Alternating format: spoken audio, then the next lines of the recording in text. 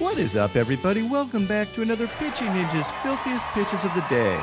Remember, before we get to those pitches, hit that subscribe button. Join Ninja Nation. Be a part of the biggest and best daily baseball show on YouTube. And now, without further ado, here are my filthiest pitches of the day. I'm going to start with Dane Dunning, who had 7 Ks in 6 innings, giving up 3 runs. He had these front door two-seamers, as well as this backdoor two-seamer, where the Ripper sent Kirk to the eternal IL. Remember, never go down looking when the Ripper's behind the plate. Dunning faced Chris Bassett, who had 3 Ks in 5 1/3 innings, giving up 5 runs. He had this elevated cutter as well as these filthy front door two-seamers. And then this might have been the play of the day yesterday. Bassett had already made 2 disengagements. With Garver on third base, he kept taking a bigger and bigger lead. And since the third baseman was shifted over, Bassett couldn't do anything except sprint at Garver, and that ended up being a balk because he didn't get him, and it was the 3rd disengagement. Crafty base running. And another reason why I'd love to see Ellie De La Cruz on the bump. Not only does Ellie throw gas, but he also might be fast enough to catch a base runner in this situation. Kyle Wright was finally back off the IL and had 3 Ks in 3 innings, but gave up 6 runs. He was far from his sharpest, but picked up Ks on these fastballs. He faced Michael Lorenzen, who had 3 Ks in 5 innings, giving up 4 runs, and had this fastball and changeups. Gavin Stone had 2 Ks in 5 1/3 innings, giving up 7 runs. He did have his trademark changeup working, but still not a strong outing, and he faced Pedro Avila, who had 2 Ks in 2 2/3 innings and also gave up 7 runs, and had this sinker at the bottom of the zone. Patrick Corbin actually looked pretty good with 8 strikeouts and 6 2/3 innings, giving up 2 runs, and had these wicked sliders. He K'd the side with sliders, picked up a sword on sliders, had a White Castle special. He ended up with 14 whiffs on 21 swings on his slider. He faced Andre Jackson, who only had 1 K in 4 innings and had this painted fastball. Reed Detmers had 7 strikeouts in 7 innings, giving up 3 runs, and had this changeup and slider for a sword. He faced Logan Gilbert, who had 5 Ks in 7 innings, giving up 3 runs, and had this splitter. Jose Quintana had 4 Ks in 5 innings, giving up 2 runs, and had this fastball, curveball, and slurve.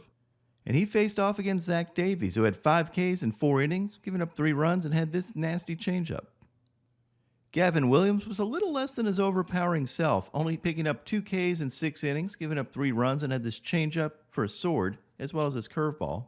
He faced Alex Cobb, who had 2 Ks in 5 innings, giving up no earned runs, and had this 2-seamer and splitter. Jordan Wicks was really good. He only had 2 Ks in 6 innings, but only gave up 1 run at Coors Field. He got his Ks on the sinker and slider. Very well done, giving up only 1 run in your debut at Coors Field. Framber Valdez picked up 10 strikeouts in 7 innings, giving up 3 runs. He picked up most of his Ks on these filthy curveballs and cutters. He faced Mason Miller, who honestly had the filthiest stuff of any starting pitcher yesterday, but functioned more as an opener. Picking up 3 Ks in 2 innings, giving up only 1 hit. And those Ks were on these blazing fastballs as well as this wicked slider. Miller is an absolute stud, and look for him to dominate next year on the bump. Charlie Morton went 6 innings with 9 Ks, nice, giving up 4 runs. And as usual, Morton dominated with his curveballs, up to 3,211 RPMs.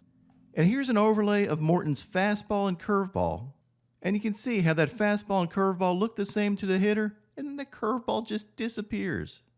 Morton faced Taijuan Walker, who had 5 Ks in 5 1/3 innings, but gave up 5 earned runs, and had these splitters. Tyler Glasnow had 8 Ks in 6 innings, giving up 4 runs.